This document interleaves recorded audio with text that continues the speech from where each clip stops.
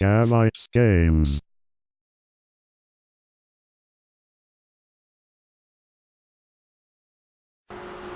Hello world and welcome to Gavite Games, and the first of God knows how many Let's Play Beyond Oasis.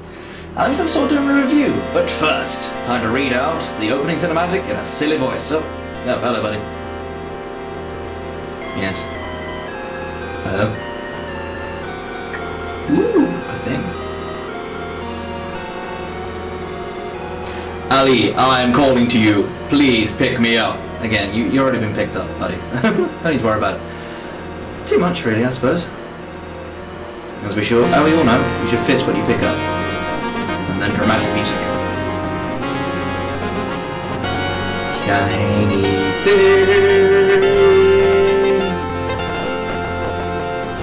I am what remains of this gold armlet. I now entrust its power to you, for you have been chosen to undergo a difficult task. The gold armlet has its pair, a silver armlet, which has possessed the soul of another. He will lead Oasis to ruin if you do not stop him. The powers of the gold armlet are now yours to wield. Find the four spirits this gold armlet governs and stop the evil ambitions of the one with the silver armlet. Okay. Talking ghosty-faced fireman. Many ages ago, a devastating battle was waged in the Shadowlands of the Kingdom of Oasis. It was between two powerful sorcerers, Rihal and Agito. Both sorcerers drew special powers from their magical armlets. Rihal used his gold armlet to govern the spirits. Agito used his silver armlet to create chaos and destruction. The epic battle destroyed them both. The armlets were presumed to be lost as well. Spin. And then title screen.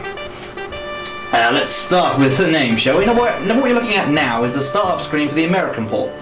Here, by the magic of editing, is the start screen for the European port.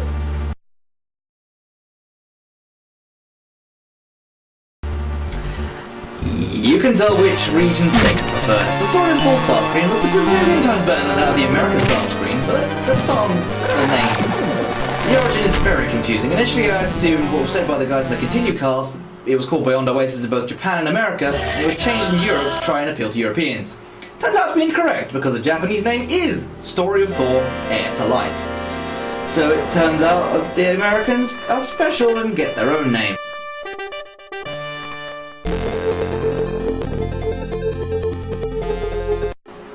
Enough about the name, let's start up a game, shall we? Name, it needs initials. Gavite is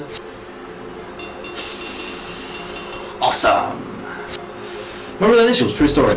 Speaking of stories, let's continue the story. Thor or Oasis or something. Oh dear. Things are seriously going wrong. And now the island is disappearing. This is not a good sign.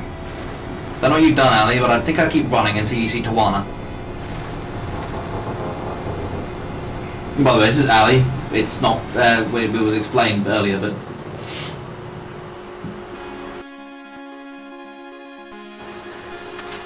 As you can see, this is a top-down Zelda-style game. Some might even call it a rip-off.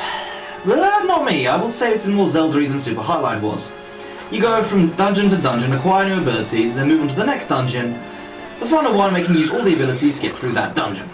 This game, however, incorporates other elements that set apart from Zelda-y games. Namely, there are combos, sort of like this. Each of which I taught to you in a bit in the castle, where I'm going. I'm going to do them now. Also, what sets it apart from Zelda games is that you can jump. And you can also duck.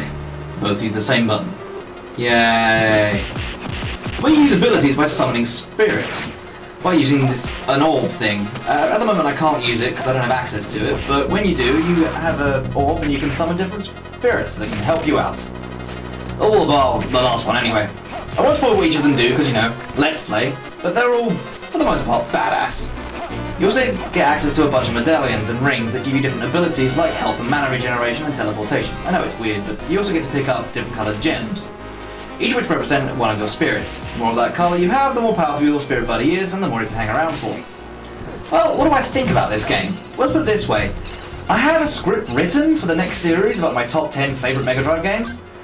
This game has forced me to do a rewrite. The game has fun and colourful art design, as well as well-made puzzles and great boss fights. Seriously, you have no idea, it's going to be awesome.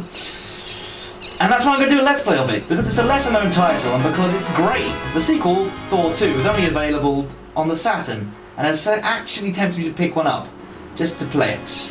But enough stalling, let's get on with the gameplay, aka the First Temple.